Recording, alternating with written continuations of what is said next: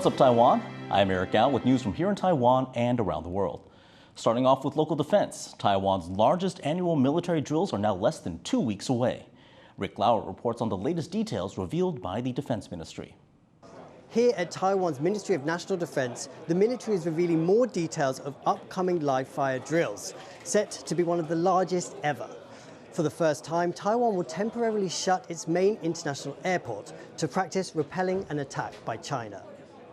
Claiming Taiwan as part of its territory, China has recently upped threats to take the country by force, including sending over military boats and simulating a blockade.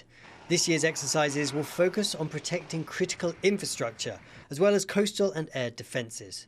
They also include responses to attacks on communications and cyber warfare, part of the so-called grey zone warfare tactics increasingly used by China. 我们会做一个相关的护航防封锁的一个作战的一个演练，还有做一个战术的一个作为的验证。当然这个部分要结合到三军的兵力来共同来执行。Alongside the military drills, exercises will prepare civilians for war. This includes country-wide air raid drills.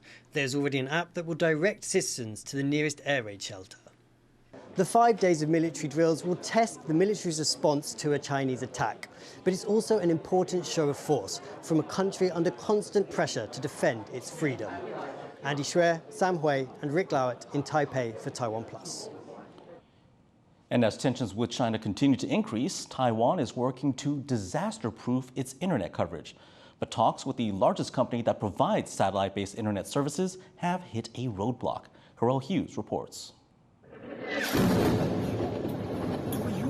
When Russia invaded Ukraine last year, one of its first moves was attacking critical infrastructure to take out the country's internet services. Ukraine's Minister of Digital Transformation appealed on Twitter to this man, Elon Musk, asking him to deploy Starlink. Starlink is a system which uses low-flying satellites to provide access to the internet. This has become an integral tool for Ukraine during the war, and now getting a similar system established here in Taiwan has become a priority. 这样子紧急的，不管是天灾啊、军事训练等等，维持高品质的、及时的这个通讯是非常重要。 Taiwan's internet connection with the rest of the world currently relies on 14 undersea cables. 2 of these cables were cut by Chinese fishing vessels in the past 6 months. Combined with increased Chinese military activity, officials here are looking to bolster cybersecurity if tensions continue to escalate. And for that, they need partners. One was saying in the digital warfare or in the cyber warfare, it is no longer what the government can do by themselves. It definitely needs a lot of public-private collaboration and the trust between the government and the private sectors. Taiwan is currently in negotiations with several satellite internet companies. UK-based OneWeb already provides the north of Taiwan with coverage and hopes to expand to the rest of the country by the end of this year. Another company is SpaceX, which runs a Starlink system used in Ukraine. But Bloomberg reports that Musk had an ultimatum regarding his company. Give him 100% control of the system, or Taiwan won't have access to its technology. This has not won over Taiwanese officials, given Musk's business interests in China combined with pro-Beijing sentiments he's made in the past. If the government needs to 100% rely on a private sector, no matter that's Elon Musk or other private sectors, it means the government are giving away some of the authorities or power to control the devices or critical infrastructures that they need to use during the war. Taiwan's plans to disaster-proof its internet services are becoming more and more urgent. Russia's invasion of Ukraine and heightened tensions with China have highlighted its importance. But a full ownership ultimatum may push Taiwan to look for tech partners other than the world's biggest satellite internet provider. Klein Wang and Harrell Hughes for TaiwanPlus. The leader of the Solomon Islands has signed a deal with China on police cooperation during a trip to Beijing. Prime Minister Manasseh Sogavare met with President Xi Jinping on Tuesday. 建交以来，中所友好合作后来居上，走在了中国同太平洋岛国关系前列。 Solomon Islands broke ties with Taipei in favor of Beijing 4 years ago. The police cooperation deal is one of 9 signed during this visit. Australia has historically provided policing support to the Solomon Islands, but China has ramped up its officer training there. Turkey's President Recep Tayyip Erdogan has agreed to back Sweden's bid to join NATO.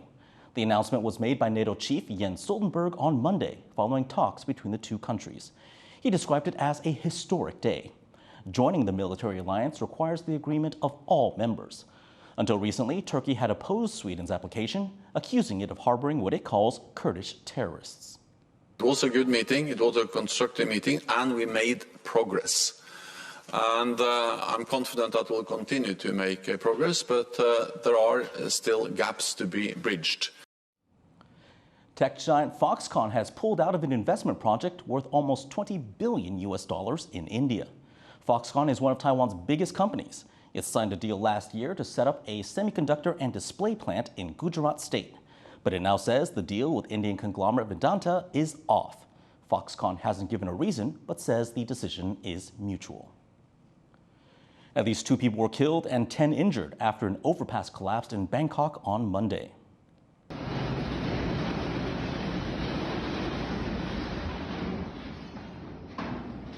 The 500-meter section was part of an elevated road project under construction in Thailand's capital.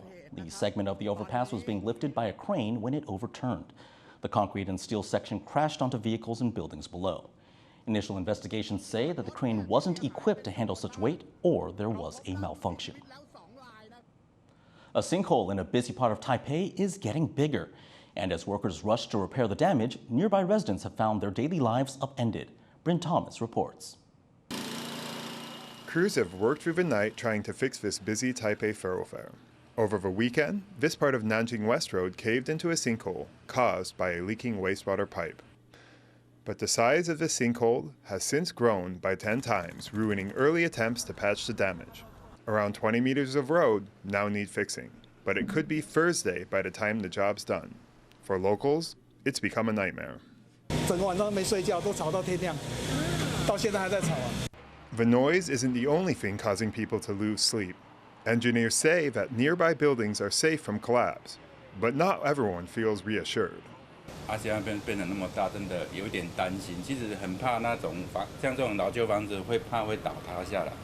even those trying to live as normally as possible are having a hard time.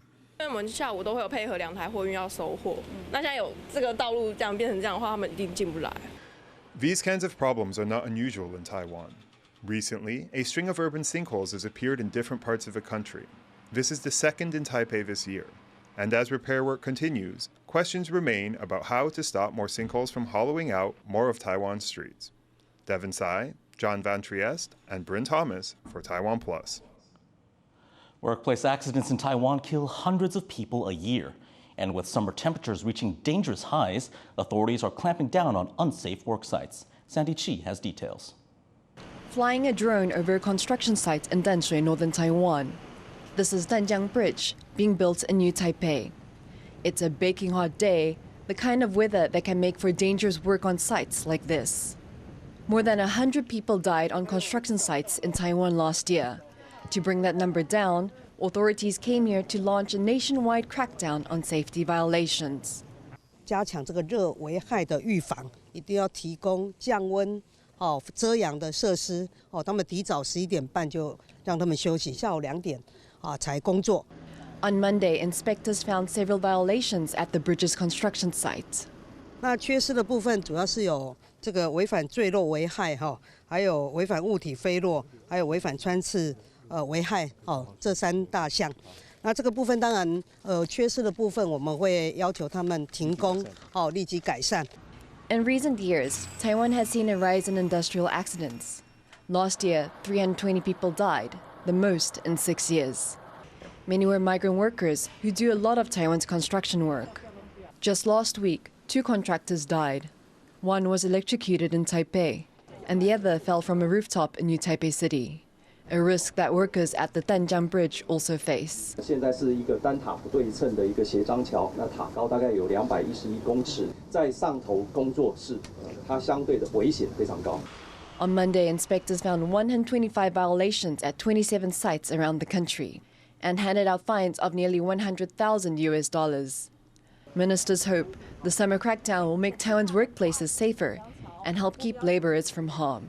Klein Wong and Sanny Chi for TaiwanPlus. Taiwanese-American violinist Cho-Liang Lin has issued a public apology after being accused of sexual harassment. Lin posted his apology on Facebook on Monday. Lin said he had never tried to make anyone feel uncomfortable or, quote, violated anyone without their consent. This comes after two female musicians accused Lin of verbal and physical sexual harassment. Following the allegations, the Taipei Music Academy and Festival removed Lin from his position as artistic director. More than 1,000 theater, dance, and music troupes have crowded into the French city of Avignon for one of the world's biggest arts festivals. And Taiwanese performers are drawing sellout crowds. Yvonne Yang has the story. The Festival of Avignon in the south of France is one of the leading performing arts festivals in the world. This year, nearly 1,400 troupes are performing, including 4 from Taiwan. Flow, ballet dance theater, conveys people's inner dialogue through dance. Home Dance is performing Birdie, a work about a desire to accomplish dreams. Their opening night was a sell-out success. Oui, écoutez, le symbolisme nous a beaucoup plu, en particulier le symbolisme de la plume, qui est symbole de la vie, de la liberté, que l'on porte sur la tête ou que l'on prend en main, que l'on assume et que l'on utilise, et que l'on peut perdre aussi. Un très très beau spectacle. Guoxinzhuang Bancha Dance Theater are presenting their work, Sakuro. This is a word from the indigenous Amis language. The Amis have no one exact word for dance, but Sakuro is the word that comes closest.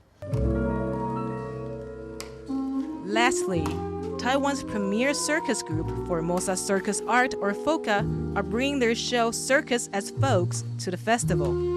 Synthèse entre justement comment dirais-je, la tradition et puis la nouveauté, la création. Et en tout cas, les images m'avaient vraiment beaucoup séduite. 2023 is the year of reconnection for Taiwan's performing arts. After the pandemic, the country invited international festival curators to visit in April. Now, Taiwan's dance productions are heading back out into the world to make contact once more. The city of Avignon, with its famous bridge, seems a fitting place to start.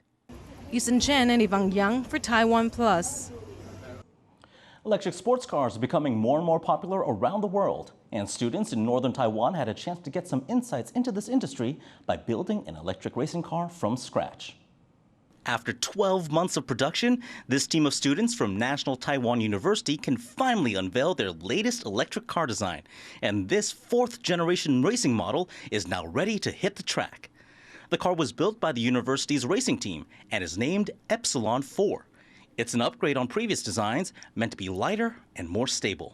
空力套件一样是用碳纤维制成，那我们的车架是用钢管车架。那我们这次的话也比较多特色点是在底盘部分。我们在底盘的部分的话，我们有增加了防倾感。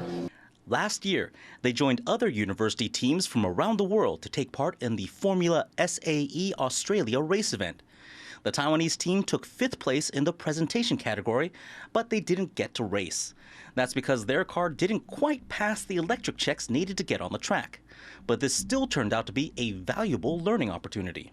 主要是在可靠度或是性能方面，我们比较有大的借鉴，因为我们还算是比较新的团队。The students worked together to build their car from scratch, something which gave them insights that often only come from on-the-job experience. 那这些系统全部加在一起，看起来简单，但是接来接去就总会有问题。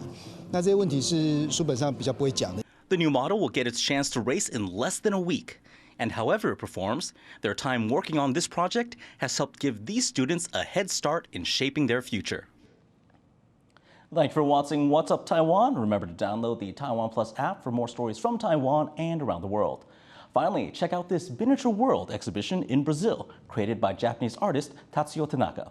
I'm Eric Gao. Take care and see you next time.